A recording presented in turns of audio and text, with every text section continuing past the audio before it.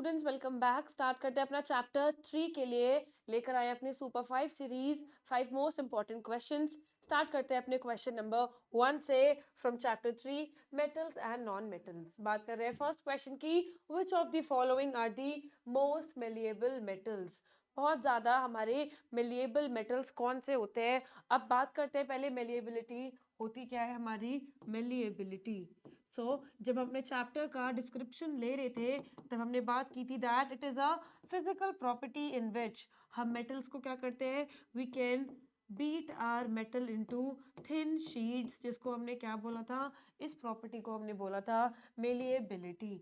अब इस मेलिएबिलिटी में हमने क्या करना है, sulphur, gold, phosphorus and silver, 3-4 हमें मेटल्स ऑप्शंस गिवन है। कौन से मेटल सबसे ज़्यादा मिलिएबल मेटल्स होंगे।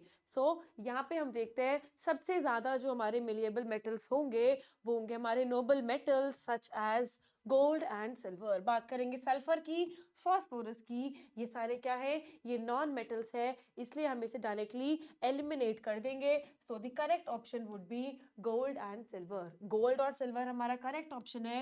So second and third, no, it won't be the correct option. Second and fourth, D option will be the correct option to this question. I hope आपको clear होगा हमने कैसे ऑप्शन एलिमिनेशन मेथड यूज करके अपना option यहाँ पे correct mark कर दिया है। ओके, सो क्वेश्चन नंबर 2 की बात करते हैं। अगेन अब हमारी दूसरी प्रॉपर्टी आ गई है, that is most ductile metal. अब दोनों में कंफ्यूज नहीं होंगे, डक्टिलिटी क्या होती है। Ductility is the property of being drawn into wires. दोनों में डिफरेंस है। बात करें अगर ड्रॉन इनटू वायर्स की तो इट इज डक्टिलिटी, बट जब हमने बात की थी शीट्स की that was malleability. So now, if we are talking about the most ductile metal, mercury cannot be copper, iodine, gold will be the most ductile metal. Okay, so question number 3, state true or false for the following statements. Metals are good conductors of heat and have low melting points. अब इस question में हमारे पास 4 statements given है और हर statement के लिए हमें true या फिर फॉल्स बताना है। देखते हैं अपनी first statement, metals are good conductors of heat and have low melting points. क्या बोलना चाहेंगे इसके बारे में, metals are good conductors of heat. अब हमें पता है कि जो हमारे मेटल्स होते हैं दे आर गुड कंडक्टर्स, बिल्कुल ठीक बात है।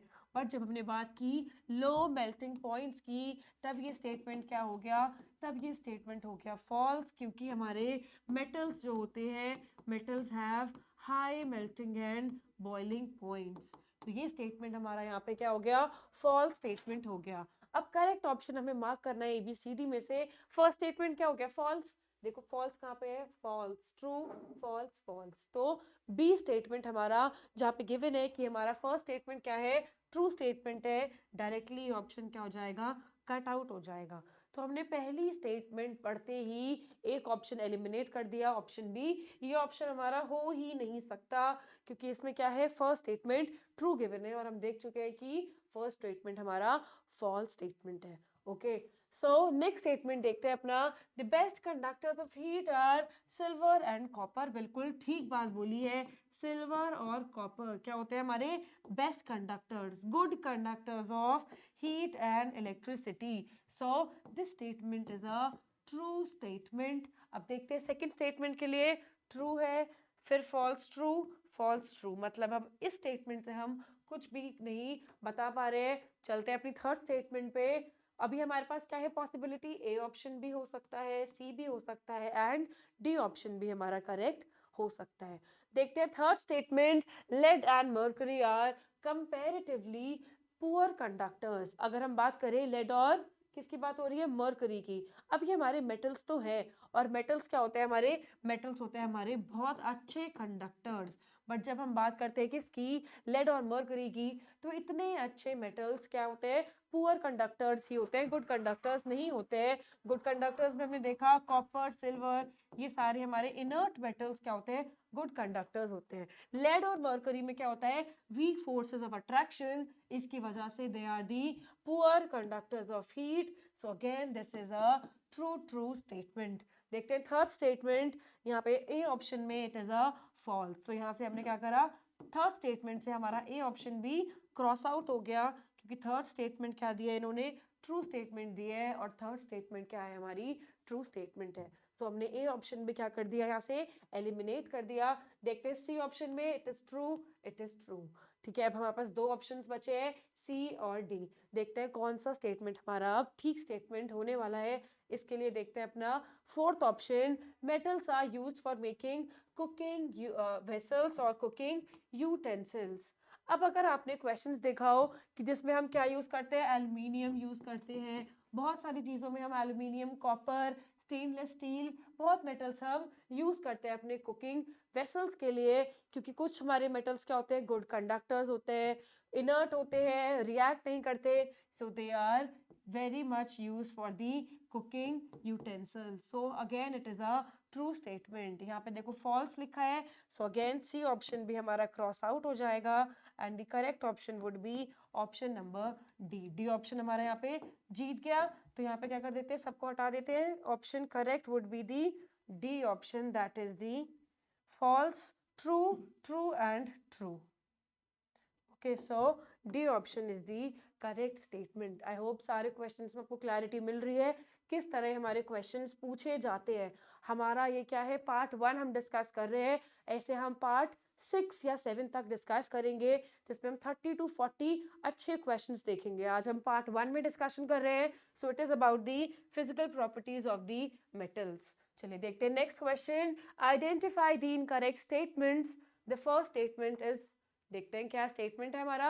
अब यहाँ पे इंपॉर्टेंट बात क्या है हमारी, यहाँ पे ना हमसे पूछा है आइडेंटिफाई द इनकरेक्ट स्टेटमेंट, तो आपको कंफ्यूज नहीं होना, करेक्ट स्टेटमेंट देख के उसको मार्क नहीं करना। हमारा जो करेक्ट आंसर होगा यहाँ पे that has to be the wrong statement. अक्सर यहाँ पे ऐसी मिस्टेक्स हो जाती है स्टूडेंट से, आप क्या करते हो, एक्साइटेड हो जाते हो क्वेश्चन देख के, ये हमें आता है, ये हमें आता है, और आप करेक्ट स्टेटमेंट को मार्क कर दोगे। For example, in their pure state metals have a shining surface. Obviously metals के पास क्या होती है, लस्टर होती है, इसलिए मेटल्स क्या होते हैं, lustrous. So it is a true statement, but it can not be the correct option क्योंकि it is a true statement. तो फर्स्ट ऑप्शन तो नहीं होना चाहिए। देखो यहाँ पे फर्स्ट आया है, डायरेक्टली ए ऑप्शन हमने कट कर दिया, बी में भी फर्स्ट आया है, डायरेक्टली हमने क्रॉस आउट कर दिया। ऐसे ही आपको ऑप्शन एलिमिनेशन मेथड यूज करके अपने आंसर्स को मार्क करना है। ओके, चलिए देखते हैं अपना second statement, metals are generally soft. बिल्कुल गलत बात है, मेटल्स क्या होते हैं, मेटल्स हार्ड होते हैं, इसलिए this is a false statement. हमारे पास मेटल्स के सिर्फ कुछ एक्सेप्शंस है, such as sodium and potassium, जो क्या है, एक्सेप्शनली सॉफ्ट होते हैं, but usually metals are hard. So this is a false statement. अगर ये फॉल्स स्टेटमेंट है तो it has to be the correct one, क्योंकि हमें इनकरेक्ट स्टेटमेंट ही बताना है। सेकेंड यहाँ पे आया है, सेकेंड यहाँ पे आया है, मतलब ऑप्शन बी होगा या फिर ऑप्शन डी होगा। उसके लिए देखते हैं अपना नेक्स्ट स्टेटमेंट, सब metals can be beaten into thin sheets. अभी हमने देखा मेटल्स को हम शीट्स में ड्रॉ करते हैं तो उसे क्या बोलते हैं, मेलिएबल। वायर्स में ड्रॉ करते हैं तो इट इज डक्टाइल। तो ये क्या हो गया, ट्रू स्टेटमेंट। इसका मतलब थर्ड ऑप्शन तो नहीं होगा। Option correct is option number C. मैंने बिना चारों स्टेटमेंट्स पढ़े ही आंसर बता दिया, that option C is the correct option. देख लेते हैं लास्ट स्टेटमेंट भी, आपको क्लियर हो जाएगा। The ability of metals to be drawn into thin wires. इस प्रॉपर्टी को क्या बोला अभी हमने, इस प्रॉपर्टी को हमने बोला डक्टिलिटी। तो इन्होंने क्या बोला है, इज कॉल्ड मेलिएबिलिटी। तो क्या हो जाएगा, this is a false statement. हमें बतानी है सारे false statement. So second and fourth option C is the correct answer. Correct answer हमने पहले ही बता दिया था और हमने क्रॉस वेरीफाई भी कर लिया यहाँ से। Okay Okay, next question. The non-metals are either solids or gases. अब हमारे non-metals क्या होते हैं? Generally they are solids or generally they are gases, but with the exception of a non-metal which is a liquid. So basically they are trying to ask us non-metal which is liquid at room temperature. कौन सा ऐसा non-metal है which is liquid at room temperature? Carbon नहीं होता, mercury is a metal, iodine cannot be, option correct is the bromine. So option is the correct option is the D option. Okay, so here are the few important questions जो हमने आज discuss किए अपने आज के lecture में। That was the part 1। मिलेंगे अपने पार्ट 2 में। Similarly we will cover part 7 to 8 and we will discuss most important questions from chapter 3. Till then, stay tuned with our channel. Thank you so much.